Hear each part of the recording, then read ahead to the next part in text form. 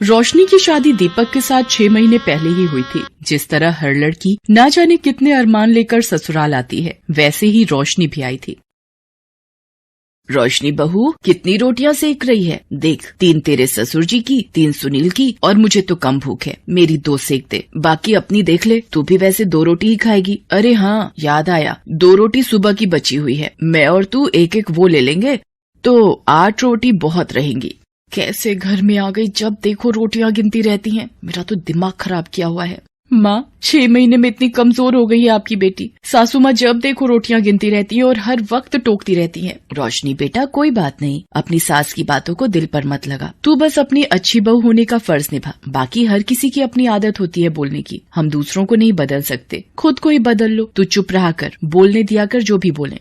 रोशनी अपने काम में लग जाती है। अगले दिन, ये क्या रोशनी, तूने अभी तो दीपक के लिए चाय बनाई थी, अब दोबारा क्यों बना रही है? फ्राई पैन में बची हुई चाय रखी तो है, वही पी लेती। माँ जी, चाय थोड़ी देर भी पड़ी रहे तो उसका स्वाद बदल जाता है, और मुझे ताजी चाय पीने की आदत है। तो ये चाय मुझे दे दे, इतनी महंगी चीनी पत्ती दूध वाली चाय है। माँ जी, सिर्फ 2 घूंटी तो है, ये क्या पियोगे? मैं ताजी बना रही हूँ, पी लो। नहीं, तू ये 2 घूंटी दे दे, मुझे बहुत है। सच में ऐसी कंजूस सास मैंने आज तक नहीं देखी। कुछ कहा तुमने रोशनी? नहीं माँ जी, मैं तो बस गीत गुनगुना रही थी। 100 साल जियो हमारी सासू जी, हमको लागत माँ से प्यारी सासू जी। 1 मिनट माँ जी, मैं अभी आई। क्या हुआ? चाय चढ़ाकर बाथरूम में कहाँ भाग रही है? रोशनी जैसे ही बाथरूम में जाती है उसे उल्टियाँ होने लगती हैं। थोड़ी देर बाद वो बाथरूम से बाहर आती है। क्या हुआ? सारी चाय सूख गई, इतनी देर लगा दी। पता नहीं माँ जी, कल से थोड़ा जी मिचला रहा था, उल्टियाँ हो गई। अरे, बदहजमी हो गई होगी, जा नींबू चाट ले, ठीक हो जाएगा। पर बदहजमी कैसे माँ जी, मैंने तो कुछ खाया ही नहीं। रोशनी कमरे में आकर अपनी माँ को फोन लगाती है। माँ, क्या करूँ फिर, आप ही बताओ, जाऊँ फिर डॉक्टर के पास या अभी रुक जाऊँ? 1 दिन और देख ले बेटा, नहीं तो एक काम कर, दीपक से प्रेगनेंसी टेस्ट करने वाली किट मंगवा लेना, हो सकता है तुझे दिन चढ़ गए हो। ठीक है माँ, कल तक देखती हूँ। रोशनी को शरीर में कमजोरी महसूस होने लगती है। तभी, क्या बात है रोशनी, इतने छोले चावल किसके लिए बनाए थे जब खाने नहीं थे? ये लोग तो सुबह लंच ले गए, उसके बाद वैसे के वैसे ही पतीले रखे हैं, जब नहीं खाने थे तो बनाए क्यों? माँ जी, मेरी तबीयत कुछ ठीक नहीं है, थोड़ी देर बाद खा लूंगी। अब रात को कुछ नहीं बनाना, यही पूरा हो जाएगा, समझी? कमला अपने कमरे में चली गई। रात में, रोशनी, ये कुकर में क्या बनाने की तैयारी है? छोले चावल रखे तो हैं, वही गर्म कर लेंगे। माँ जी, मेरी तबीयत ठीक नहीं है, इसलिए थोड़ी सी धुली मूंग की दाल की खिचड़ी बना रही थी, छोले रात में भारी हो जाएंगे मुझे। ये सही है, 2 उल्टी आई नहीं कि ढीले पड़ जाओ, बस 1/4 मुट्ठी बनाना अपने लिए, हम तीनों तो सुबह वाले छोले चावल ही खा लेंगे, इतनी महंगाई है भाई। बेचारी रोशनी पहले ही तबीयत खराब से परेशान थी, ऊपर से कमला की कंजूसी। अगले दिन रोशनी को फिर उल्टियाँ होने लगती हैं। वो दीपक को बताती है। वो प्रेगनेंसी टेस्ट किट ले आता है। रोशनी चेक करती है। दीपक, मैं माँ बनने वाली हूँ। क्या? ये तो बहुत ही खुशी की बात है रोशनी, मैं आज बहुत खुश हूँ। क्या तू माँ बनने वाली है? चल ठीक है, अब थोड़ी बचत करनी शुरू कर दे, आगे 2 से 3 हो जाओगे तो खर्चे बढ़ जाएंगे। माँ जी, मैं दीपक के साथ डॉक्टर के पास होकर आती हूँ। अरे, उसे क्यों परेशान कर रही है, उसे काम पर जाने दे, मेरे साथ चलना। दीपक काम पर चला जाता है। रोशनी कमला के साथ डॉक्टर के पास जाती है। मैंने रोशनी का चेकअप कर लिया है, सब कुछ ठीक है, बस अपने खान पान का ध्यान रखना और कोई भी चिंता फिक्र करने की जरूरत नहीं है। ये कुछ ताकत की दवाइयाँ और टॉनिक लेने हैं। कितनी फीस हुई डॉक्टर? जी 1500 रुपए। क्या 1500 रुपए? ये कुछ ज्यादा नहीं है, और दवाइयाँ अलग खरीदो। माँ जी, अभी तो दो, घर जाकर सुना लेना।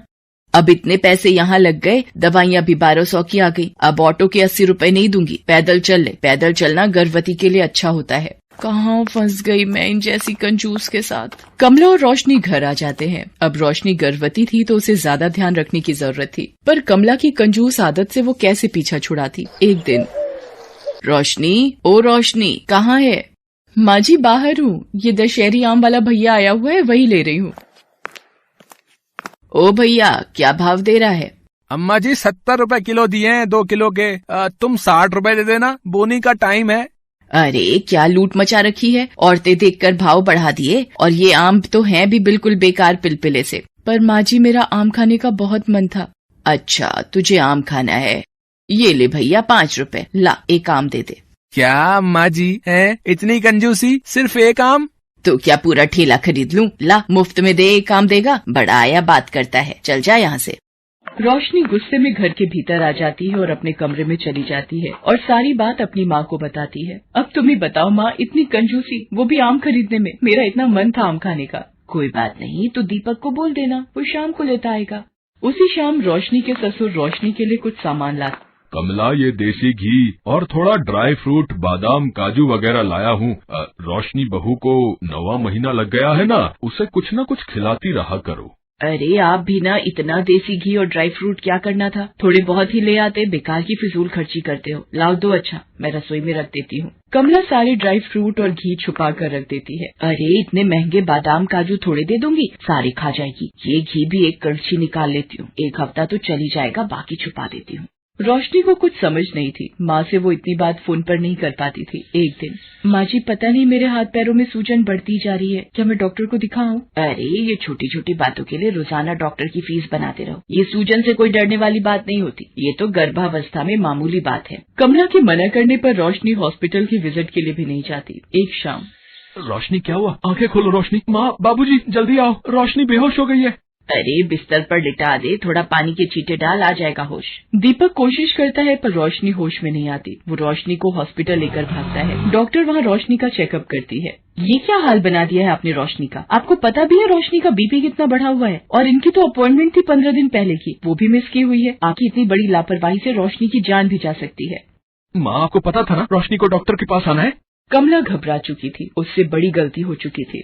कमला, अब तो शर्म करो, इतनी कंजूसी, तुम अपनी ही बहू के साथ ये व्यवहार करोगी? मुझे नहीं पता था, वो तुम्हें माँ कहती है, उसने अपना मायका छोड़ हमारे घर को अपनाया है। अगर बहू या बच्चे को कुछ हो गया तो ऐसा ना हो सारी जिंदगी तुम्हें पछताना पड़े।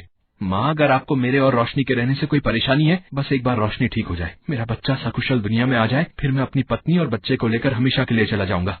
नहीं नहीं दीपक, मुझे माफ कर दे बेटा, मेरी आंखों पर कंजूसी की पट्टी बंधी थी, मैंने सही को गलत नहीं समझा। दीपक के पापा, आप भी मुझे माफ कर दो। मैं एक ऐसी सास हूँ जिसने अपनी ही बहू को मौत के मुंह में धकेल दिया। भगवान मुझे क्षमा कर दो। कमला रोने लगती है, तभी डॉक्टर आ जाती हैं। बधाई हो, बेटा हुआ है, माँ और बच्चा दोनों ठीक हैं। सब लोग बहुत खुश होते हैं। घर आने के कुछ दिन बाद दीपक रोशनी से कहीं और चलकर रहने के लिए कहता है, पर रोशनी मना कर देती है। दीपक, माँ जी को छोड़कर मैं कहीं नहीं जाऊंगी, वो मेरी माँ है, मैं उन्हें छोड़कर कहीं नहीं जाऊंगी।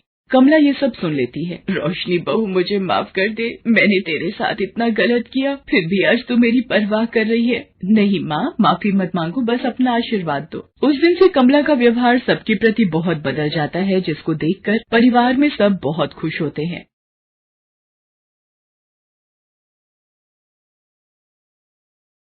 प्राची एक बहुत ही अमीर खानदान की लड़की थी, पर वो संजय नाम के एक गरीब लड़के से बहुत प्यार करने लगी थी। एक दिन, अरे प्राची अभी तक कॉलेज से नहीं आई, एक बार प्राची के पिताजी को फोन कर लेती हूँ, मुझे तो प्राची की बड़ी चिंता हो रही है। प्राची कॉलेज गई थी। अक्सर वो 4 बजे तक वापस आ जाती थी, पर अब तो शाम के 7 बज रहे थे, लेकिन प्राची का अभी तक कुछ पता नहीं था। तभी प्राची की माँ के फोन पर घंटी बजती है। माँ, मैंने शादी कर ली है और मैं संजय के साथ मुंबई जा रही हूँ। मुझे पता था पिताजी कभी भी हमारी शादी के लिए राजी नहीं होंगे, इसलिए मैंने ये कदम उठाना ठीक समझा। मेरी चिंता मत करना माँ, मैं संजय के साथ बहुत खुश हूँ। संजय बहुत अच्छा लड़का है। अच्छा माँ, मेरी ट्रेन आ गई है, मैं फोन रखती हूँ, फिर मुंबई पहुंचकर आपको फोन करूंगी। मैंने आपसे कितनी बार कहा कि प्राची किसी लड़के से प्यार करती है, एक बार लड़के से मिल लो, पर नहीं। आज आपकी झूठी शान की वजह से मेरी इकलौती बच्ची मुझसे दूर हो गई। उसने शादी कर ली है, अब वो अपने ससुराल मुंबई जा रही है हमसे दूर। अच्छा है, वो अपने पति को लेकर मेरे सामने नहीं आई, नहीं तो दोनों को जान से मार देता। उसने मेरी इज्जत खराब की है। एक गरीब लड़के से शादी करके वो क्या दिखाना चाहती है? जब गरीबी में रहेगी ना, तब उसे पता चलेगा कि अपने माँ बाप का घर छोड़कर उसने कितनी बड़ी गलती की है। तुम देखना, वो कभी सुखी नहीं रहेगी। प्राची संजय के साथ मुंबई पहुंच जाती है। संजय अपनी माँ के साथ मुंबई में रहता था। दिल्ली में अकेला रहकर वो नौकरी करता था, पर अब वो प्राची को लेकर मुंबई अपने घर वापस आ गया था। रो मत बहू, संजय और तुम्हें भागकर शादी नहीं करनी चाहिए थी, इससे माता पिता को बहुत दुख होता है, पर कोई बात नहीं, वक्त सब ठीक कर देगा। तुम यहाँ अकेली नहीं हो, मैं हमेशा तुम्हारे साथ हूँ बेटी। प्राची संजय की माँ के गले लग जाती है। पिता के देहांत के बाद संजय की नौकरी से ही घर चल रहा था। धीरे धीरे समय बीता, प्राची माँ बनने वाली थी। संजय बेटा, प्राची की कुछ दवाइयाँ खत्म हो गई हैं, जाकर ले आ। संजय प्राची की दवाइयां लेने चला जाता है। रास्ते में उसका एक पुराना दोस्त मोहन मिल जाता है। अरे संजय, अरे बड़े दिनों बाद मिला यार, और बता कैसा है?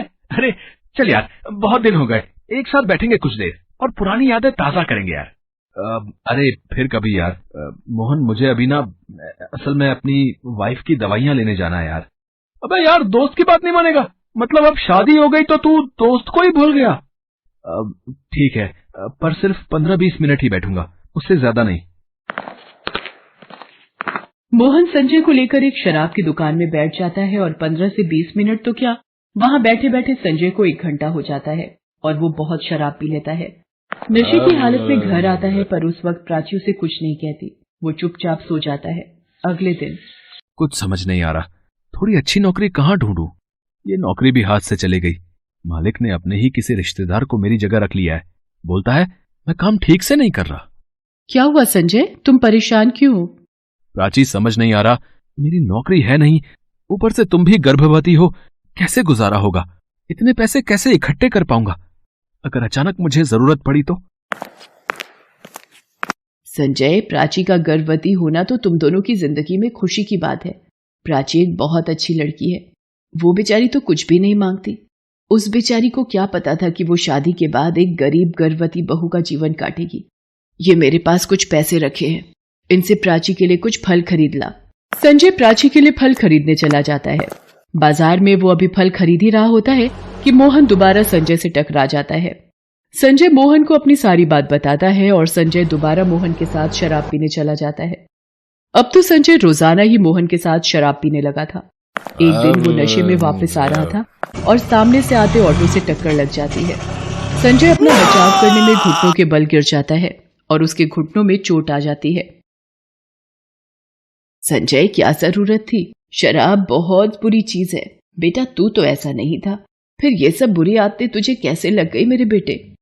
संजय के घर बैठ जाने से प्राची और उसकी सास दोनों बहुत ही परेशान रहने लगी कि गुजारा किस तरह से चले। मुझे ही कुछ करना होगा।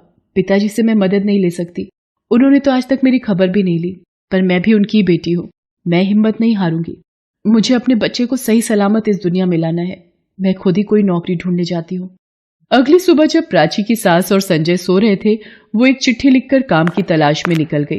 उसने बहुत जगह काम पूछा, पर कहीं भी उसे काम नहीं मिला। फिर एक जगह, ये होटल के बाहर कोई नोटिस लिखा है, यहाँ पर वेटर की जगह खाली है। भैया, ये आपके होटल के बाहर लिखा है, आपको वेटर की जरूरत है, क्या आप मुझे काम दे सकते हो? आपकी बड़ी कृपा होगी। जी मैडम, वेटर का काम तो आपको नहीं दे सकता। हाँ, हमारे होटल में साफ सफाई वाला कुछ दिनों की छुट्टी पर है, वो काम अगर आप करना चाहो तो 2000 रुपए महीने के ले लेना। मुझे पैसों की सख्त जरूरत है, हाँ कर देती हूँ। ठीक है भैया जी, मैं यही काम कर लूंगी। उधर प्राची की लिखी चिट्ठी पढ़कर संजय और प्राची की सास बहुत दुखी होते हैं। प्राची होटल की सारी साफ सफाई करके घर जाती है। प्राची, तुम नौकरी के लिए क्यों चली गई थी? अगर तुम्हें कुछ हो जाएगा तो मैं कैसे अपने आप को माफ करूंगा? प्राची, मेरी बच्ची, तू गर्भवती है, ऐसे में तू काम पर जाएगी। हमारे घर में तुझे सच में सुख नहीं मिला। ऐसी कोई बात नहीं है माँ जी, और फिर मैं तकलीफ के दिनों में संजय का सहारा नहीं बनूंगी तो कौन बनेगा? प्राची की सास की आंखों में आंसू आ जाते हैं। वो प्राची के लिए बहुत दुखी होती है, पर वो भी मजबूर थी। संजय की हालत नहीं थी कि वो अभी चलकर जा सके और कोई नौकरी ढूंढ सके। उसके पैरों में अभी जख्म ताजा थे। अगले दिन प्राची जब होटल में काम कर रही होती है। प्राची, वो सामने की टेबल पर दाल गिर गई है, जाकर साफ कर दो। सर, आप थोड़ा सा हाथ हटाएंगे, मैं भी टेबल साफ कर देती हूँ। प्राची, तुम? पापा, आप? प्राची के पापा और प्राची दोनों एक दूसरे को सामने देखकर चौंक जाते हैं। तभी मैनेजर आ जाता है। प्राची, इतना समय तुम एक मेज को साफ करने में लगाओगी तो बाकी के काम कैसे होंगे? अभी तुम्हें पार्टी हॉल की भी सफाई करनी है। 1 मिनट, आप ये किस तरह से बातें कर रहे हैं? लड़कियों से बात करना सीखिए मैनेजर। सर प्लीज, आप बीच में मत बोलिए। मैं यहाँ पर काम करती हूँ तो काम तो समय पर करना ही है। मैं पार्टी हॉल की सफाई अभी कर देती हूँ। प्राची के पिता अंदर से बहुत दुखी हो जाते हैं। अचानक, सर, प्राची की तबीयत खराब हो रही है, वो बेहोश हो गई है, उसके घर वालों को खबर देनी होगी। प्राची के बेहोश होने की बात सुनकर वहीं खड़े प्राची के पिता कहते हैं, क्या हुआ प्राची को? जल्दी से उसे मेरी गाड़ी में लिटा दीजिए। प्राची के पिता प्राची को हॉस्पिटल ले जाते हैं। प्राची गर्भवती थी, इसलिए कमजोरी की वजह से प्राची को चक्कर आ गए थे और वो बेहोश हो गई थी। प्राची के पिता ने जब संजय की चोट को और घर की हालत को देखा तो वो और दुखी हो गए। उन्हें गुस्से में कहीं बात याद आ गई और वो रोने लगे। मुझे माफ कर दो मेरे बच्चों, मैं अपने बच्चों को ऐसी हालत में छोड़ बेफिक्र बैठा रहा। मेरी बेटी, तू भी तो मुझ पर ही गई है, एक बार भी अपनी तकलीफ मुझे नहीं बताई। अब मैं आ गया हूं। संजय, जल्दी से ठीक हो जाओ, फिर तुम्हें ही मेरा सारा बिजनेस संभालना है बेटा। प्राची की जिंदगी में फिर से खुशियां आ जाती हैं, क्योंकि उसे अपने ससुराल के साथ साथ अपने मायके का प्यार भी वापस मिल गया था।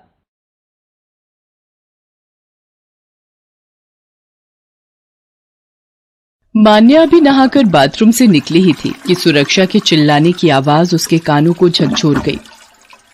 माँ जी, आपने मुझे बुलाया? मान्या कौन है? जी मैं माँ जी। तो फिर क्यों पूछ रही है बेफिजूल के सवाल? दूध वाला सुबह से छाछ देकर गया हुआ है, कढ़ी बनाने को बोला था ना। आज कितने समय बाद सुजाता जीजी आ रही हैं, अब जल्दी रसोई में जा और कढ़ी बना ले। नमक मिर्च बराबर होना चाहिए, समझी? दोपहर को सुजाता बुआ आ जाती है। मान्या, बुआ जी आ गई हैं। मान्या, ओ मान्या, तुम बैठो जीजी, मैं देखती हूँ। क्या हुआ? तू इतनी देर से बाथरूम में क्या कर रही है? तुझे पता है जीजी आ चुकी हैं? कब से तुझे आवाजें लगा रही हूँ? पता नहीं माँ जी, 1-2 दिन से उल्टियां बहुत आ रही हैं और जी बहुत घबरा रहा है। क्या उल्टियां आ रही हैं और जी घबरा रहा है? सुरक्षा, लग रहा है मान्या बहू पेट से है, ये गर्भवती है। इसका हाल देखकर लक्षण यही बता रहे हैं। जी जी, तुम्हारे कदम क्या पड़े, हमें तो ये खुशखबरी सुनने को मिल गई। सुरक्षा, इस खुशी में एक बात याद रखियो, मान्या बहू के पहली बारी अगर लड़का हो गया तो समझो आगे फिर कोई फिक्र नहीं रहेगी, पर पहली बारी अगर लड़की हो गई तो फिर तुझे आने वाले वंश के बारे में सोचना होगा। विनोद तेरा इकलौता बेटा है।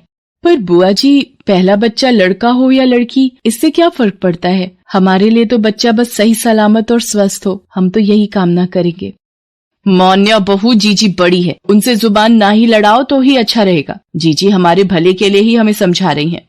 शाम के वक्त जब विनोद घर आता है, उसे मान्या के गर्भवती होने की बात पता चलती है। मान्या, मैं बहुत खुश हूँ, हमारी जिंदगी में नई खुशियाँ दस्तक देने वाली हैं। हाँ विनोद, आज माँ बाबूजी जिंदा होते तो वो भी बहुत खुश होते। पता नहीं, मेरा मन बहुत घबरा रहा है। दिल छोटा मत करो मान्या, अब तुम्हें खुश रहना है, हमारे बच्चे के लिए। आपका जाना जरूरी है क्या? 8 महीने बहुत ज्यादा है, इतना वक्त आपके बिना मैं कैसे रहूंगी? चिंता क्यों कर रही हो, माँ है तो तुम्हारे साथ, और अब तो बुआ जी भी कुछ वक्त के लिए यहीं रहेंगी, और तुम्हारी डिलीवरी के वक्त मैं तुम्हारे साथ रहूंगा, मेरा वादा है। देखो, काम नहीं करूंगा तो आगे अपने बच्चे को जीवन की खुशियां कैसे दे पाऊंगा। अगले दिन विनोद ऑफिस के काम से बाहर चला जाता है। सुरक्षा, अब विनोद भी नहीं है, वो होता तो हम दोनों को टोका टाकी करके रोकता। हमारे पास अच्छा मौका है, अब हम आसानी से ये पता लगा सकते हैं कि मान्या लड़की को जन्म देगी या फिर लड़के को। वो कैसे जीजी? देख, जिनके बारे में मैं बताने जा रही हूँ उनके पास बहुत सिद्धियां हैं। वो गर्भवती का चेहरा देखकर चुटकियों में बता देती हैं कि लड़का होगा या लड़की। चिंगारी देवी नाम है उनका। सच में जीजी? फिर तो हमें चिंगारी देवी से मिलना चाहिए। कल हमें जरूरी काम से जाना है, समय पर तैयार हो जाना। आखिर माँ जी कहाँ जाने की बात कर रही हैं? अगले दिन सुरक्षा और सुजाता मान्या को लेकर चिंगारी देवी के पास पहुँचते हैं। प्रणाम चिंगारी देवी, ये मेरी भाभी सुरक्षा है और ये इनकी बहू मान्या। ये गर्भवती है, बस आपसे यही जानने आए थे कि ये लड़की को जन्म देगी या लड़के को। माँ जी, ये सब क्या है? ये कैसा सवाल पूछ रही हैं? मुझे कुछ नहीं पूछना, मैं जा रही हूँ। कोई बात नहीं, यदि नहीं पूछना तो दूसरे लोग आगे आ जाएं, हम उनके प्रश्नों का उत्तर देंगे। नहीं नहीं चिंगारी देवी, बहू के बारे में बताइए, ये कहीं नहीं जाएगी, चुपचाप बैठी रहो। मान्या को ये सब बहुत बुरा लग रहा था, पर वो उस वक्त कुछ नहीं कर सकती थी। कुछ देर बाद, सुरक्षा जी, आपकी बहू एक कन्या को जन्म देगी। लो, हो गया सत्यानाश, लड़की का जन्म। जीजी तुम सही कह रही थी, हमारे तो नसीब ही फूट गए।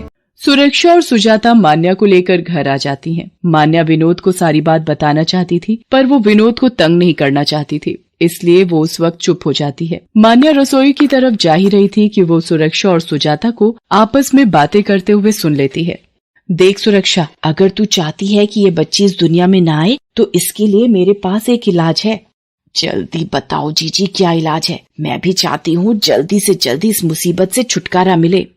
ये पाउडर मुझे चिंगारी देवी ने दिया है। रात को सोते समय मान्या के दूध में मिला देना, सुबह तक इसका गर्भपात हो जाएगा। मुझे यहाँ से भागना होगा, वरना ये दोनों मिलकर मेरे होने वाले बच्चे को मार देंगी। मान्या सुजाता और सुरक्षा की नजरें बचाकर घर से भाग जाती है। मुझे यहाँ से दूर जाना होगा, बहुत दूर। मैं क्या करूँ? मान्या लगातार चलते हुए थक गई थी। वो एक पेड़ के नीचे बैठ जाती है और रोने लगती है। मैं क्या करूँ? सासू माँ और बुआ जी मेरे बच्चे को दुनिया में आने से पहले ही मार देंगी। मैं कहाँ जाऊँ, क्या करूँ? अगर मैंने विनोद को ये सब बताया तो वो मुझ पर विश्वास नहीं करेंगे। माँ जी उनकी माँ है, वो उनके लिए गलत नहीं सुनेंगे। मैं क्या करूँ? भगवान मेरी मदद करो। जिस पेड़ के नीचे बैठकर मान्या रो रही थी, उस पेड़ के ऊपर एक जिन्न का परिवार रहता था। वो सब पेड़ से नीचे आ जाते हैं। आप लोग कौन हैं?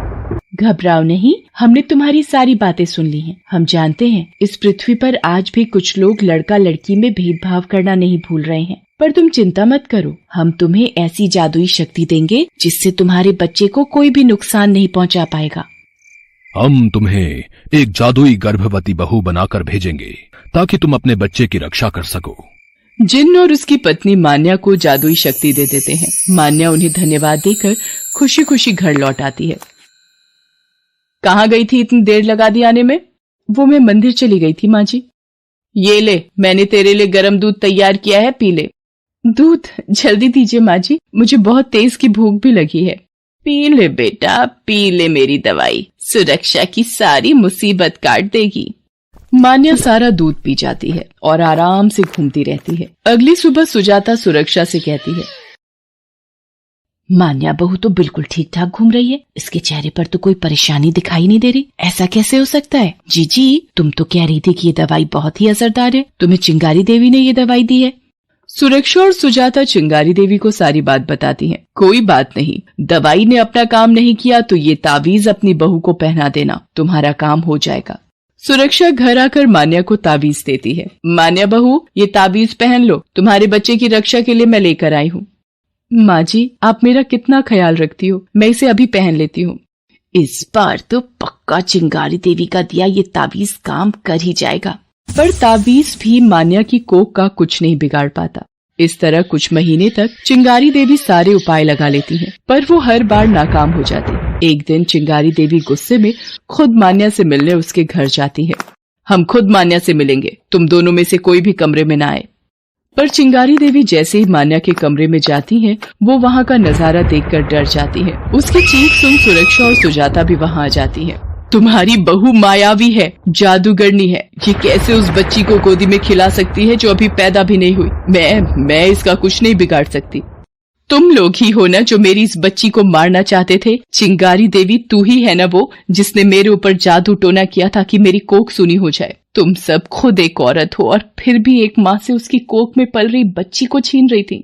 मान्या चिल्लाते हुए दुखी होती है और रो पड़ती है। इसके चलते उसे दर्द शुरू हो जाता है और वहीं विनोद भी आ जाता है। मान्या घबराओ नहीं, मैं आ गया हूँ, मैं तुम्हें हॉस्पिटल ले चलता हूँ। बेटा इसे मत उठा, मत लेकर जा अस्पताल, ये भूतनी है, जादूगरनी है, तुझे भी नुकसान पहुँचाएगी। माँ कैसी बातें कर रही हो? मान्या मेरी पत्नी है, आपकी बहू है, मैं इसे अस्पताल लेकर जा रहा हूँ। विनोद मान्या को अस्पताल लेकर जाता है। वहाँ उसकी डिलीवरी होती है। घबराने की कोई बात नहीं है मिस्टर विनोद, बल्कि खुशी की बात है। आपकी वाइफ ने जुड़वां बच्चों बेटा बेटी को जन्म दिया है। Thank you doctor. माँ सुना तुमने, तुम दादी बन गई, वो भी पोता पोती दोनों की एक साथ। रहने दीजिए विनोद, माँ जी को इस बात की कोई खुशी नहीं होगी। इन्हें तो अभी भी लड़की होने का पछतावा होगा। मान्या विनोद को सुरक्षा और सुजाता की सारी बातें बताती है, जिसे सुनकर विनोद को अपनी माँ और बुआ के मान्या के साथ किए गए बुरे व्यवहार के लिए बहुत दुख होता। तुम चिंता मत करो मान्या, अब हम माँ के साथ नहीं रहेंगे। मैं तुम्हें और बच्चों को लेकर इस शहर से दूर चला जाऊंगा। नहीं नहीं विनोद बेटा, ऐसा मत कहो। मान्या बहू मुझे माफ कर दो, मैंने चिंगारी देवी के बहकावे में आकर तुम्हारे साथ गलत किया। बेटा विनोद, सुरक्षा की इसमें कोई गलती नहीं है, असली गुनहगार तो मैं हूँ। मैंने सुरक्षा को भड़काया, गलत सलाह दी, चिंगारी देवी जैसी पाखंडी औरत पर विश्वास किया। विनोद चिंगारी देवी के खिलाफ पुलिस को कंप्लेंट करता है ताकि वो किसी गर्भवती की गोद सूनी न कर सके। पुलिस चिंगारी देवी के ठिकाने पर पहुंचकर उसे पकड़ लेती है। विनोद और मान्या घर छोड़कर जाने लगते हैं, पर सुरक्षा और सुजाता अपने किए के लिए बहुत शर्मिंदा थी। वो फूट फूट कर रो पड़ती हैं। मान्या सुरक्षा और सुजाता को माफ कर देती है। तभी मान्या को अदृश्य रूप में जिन्न का परिवार आशीर्वाद देता दिखाई पड़ता है। वो उन्हें देखकर अपने बच्चे की ओर देखती है और मुस्कुरा देती है।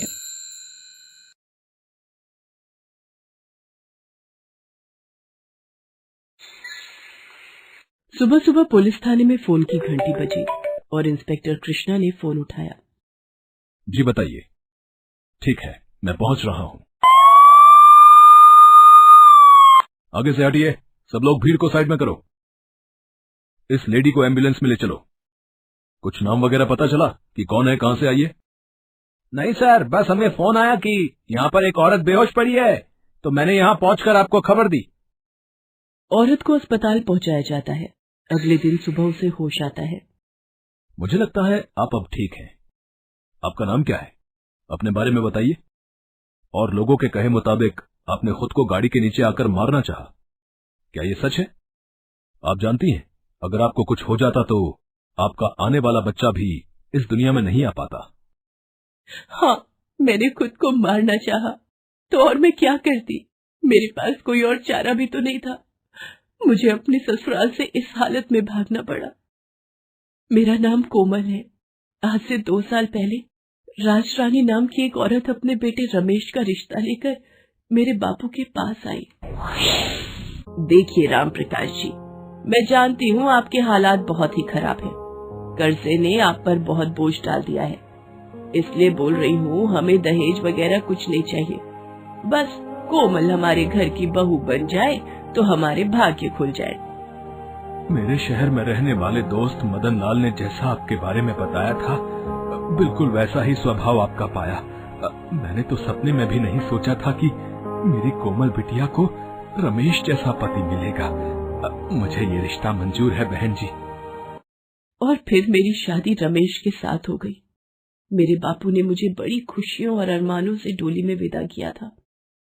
मैं अपनी सास राजरानी और पति रमेश के साथ शहर आ गई, पर मेरी सास और मेरे पति की सच्चाई शायद कुछ और ही थी, जो उन्होंने मुझसे और मेरे बापू से छुपाई थी। माँ जी, आप तो कह रही थी कि आपके शहर में बहुत बड़ी हवेली है। ये तो एक कमरे का ही मकान दिखाई दे रहा है माँ जी। हमारी हवेली में कुछ काम चल रहा है, इसलिए हम यहाँ कुछ वक्त के लिए किराए पर रह रहे हैं। अच्छा माँ जी। माँ जी, रमेश नजर नहीं आ रहे? आज सुबह से वो दिखाई नहीं दे रहे। कोमल बहू, हमारा व्यापार दूर दूर तक फैला हुआ है, इसलिए रमेश ज्यादातर काम पर ही रहता है। अच्छा, तुम बहुत थक गई होगी, जाओ जाकर सो जाओ। मैं अपने कमरे में जाकर सो गई। आधी रात के वक्त मेरे पति रमेश नशे में चूर आते हैं। उनकी हालत देखकर मैं घबरा गई थी। अरे तुम सो गई बड़ी जल्दी? वैसे नींद में तो मैं भी हूँ। अरे, ये इतनी शराब पीकर आए हैं, इन्हें तो होश ही नहीं है। पर माँ जी ने तो कहा था कि रमेश शराब को हाथ तक नहीं लगाते। माँ जी ने मुझसे झूठ क्यों बोला? अगली सुबह, माँ जी, रमेश शराब पीते हैं। आपने तो कहा था कि रमेश को शराब की लत नहीं है। कल तो शादी करके आई है और आज मेरी बुराइयां गिनाने लगी।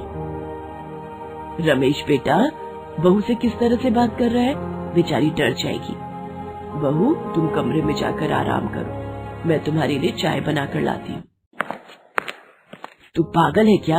अभी गुस्से से सारा खेल बिगाड़ देता। बड़ी मुश्किल से नई मुर्गी हाथ लगी है, अभी फड़फड़ाने लगती। पता नहीं माँ, रात में कुछ ज्यादा हो गई थी, अब से ध्यान रखूंगा। सब कुछ ठीक चल रहा था। मेरी सास मेरे से बहुत अच्छा व्यवहार करती थी, पर कहीं न कहीं मेरे मन में ये बात हमेशा खटकती थी कि मेरे बापू से तो मेरी सास ने कहा था कि वो अच्छे खासे पैसे वाले हैं, पर शहर आकर तो मुझे ऐसा कुछ भी दिखाई नहीं दे रहा था। माँ जी, आप तो कह रही थी कि हमारी हवेली कुछ दिनों में ठीक हो जाएगी। हम कब तक अपनी हवेली में रहने जाएंगे? मैं जानती हूँ तुम्हारी शादी के बाद तुम्हें वो खुशी नहीं मिल पाई जो तुम्हें मिलनी चाहिए थी, पर मैं भी क्या करूँ। रमेश बता रहा था कि उसका बिजनेस ठीक नहीं चल रहा, मुझे तो ऐसा लग रहा है कि कहीं हमें अपनी हवेली बेचनी ना पड़े। आप चिंता मत करो माँ जी, सब ठीक हो जाएगा। मैं यहाँ पर भी रहकर बहुत खुश हूँ।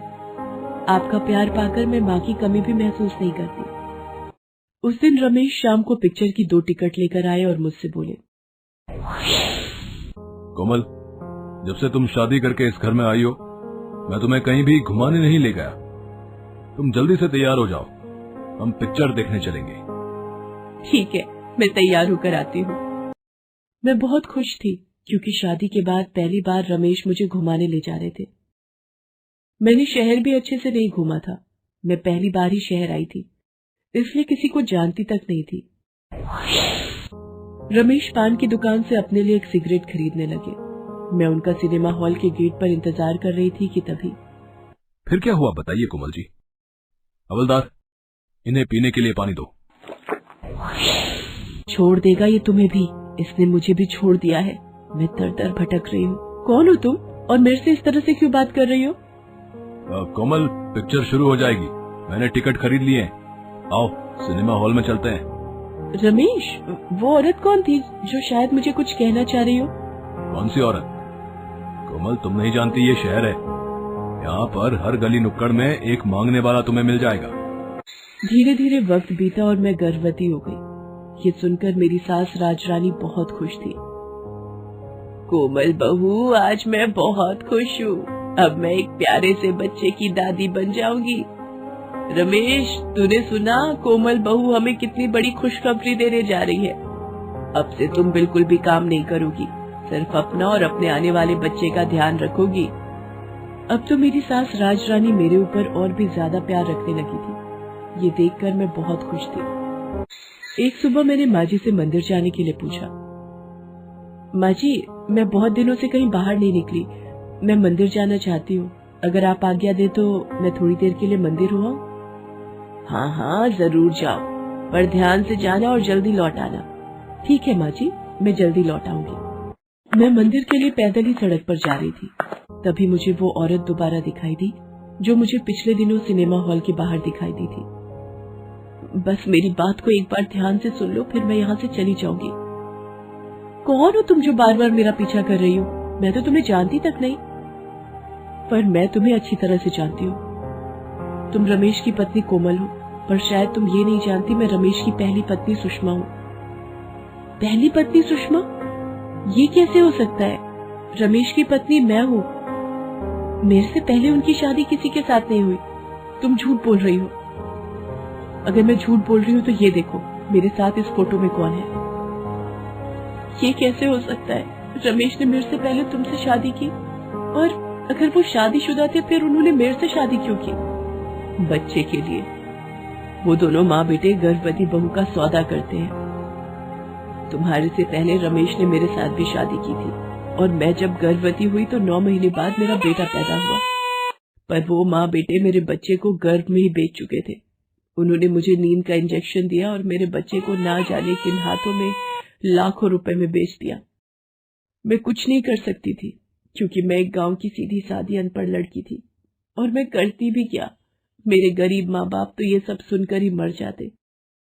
इसलिए मैं उनके पास नहीं गई और यही शहर में दुख के दिन काट रही हूँ। मुझे राजरानी और रमेश ने धोखा दिया है। मेरे बच्चे को धोखे से लाखों रुपए में उन्होंने अनजान हाथों में बेच दिया। अब मैं क्या करूं? मुझे कुछ समझ नहीं आ रहा, तुम्हारी बातों पर यकीन करूं या नहीं। बस तुम इतना याद रखना, जब राजरानी और रमेश तुम्हें अस्पताल ले जाने लगे तो वहां पर तुम किसी तरह से नींद का इंजेक्शन लगने से अपने आप को रोक लेना। मुझे अच्छी तरह पता है कि वो तुम्हें नींद का इंजेक्शन देने की पूरी कोशिश करेंगे। अब तक तो वो तुम्हारा गर्भ बेच भी चुके होंगे। इंस्पेक्टर साहब, मुझे अभी भी सुषमा की बातों पर यकीन नहीं हो रहा था, पर कल सुबह जब अस्पताल में मैंने अपने पति और सास को एक डॉक्टर से बात करते हुए सुन लिया था, वो लोग मुझे नींद का इंजेक्शन देना चाहते थे। मैं भागकर कहाँ जाती, इसलिए मैं बड़ी मुश्किल से अस्पताल से भाग निकली।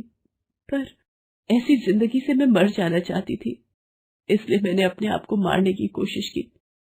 लेकिन आप वहां पर पहुंच गए और मुझे यहाँ ले आए। आपको घबराने की कोई जरूरत नहीं है। हम आपको आपके पिताजी के पास भेज देंगे, फिर आप उनके पास सुरक्षित रह सकती हैं। बाकी रहा राजरानी और रमेश का सवाल, तो उनको तो हमारी पुलिस की टीम पकड़ ही लेगी और आज शाम तक वो दोनों माँ बेटे सलाखों के पीछे होंगे। कोमल अपनी हिम्मत और प्रयास से अपने गर्भ में पल रहे बच्चे को बचा लेती है। पुलिस सुषमा का भी बयान लेती है और राजरानी और रमेश को बच्चा बेचने के जुर्म में सजा हो जाती है। भले ही कोमल को अच्छा पति और अच्छी ससुराल नहीं मिल पाई थी, उसे जिंदगी से संघर्ष करना था, पर उसे इस बात की खुशी थी कि वो अपने बच्चे को उन दरिंदों से बचा पाई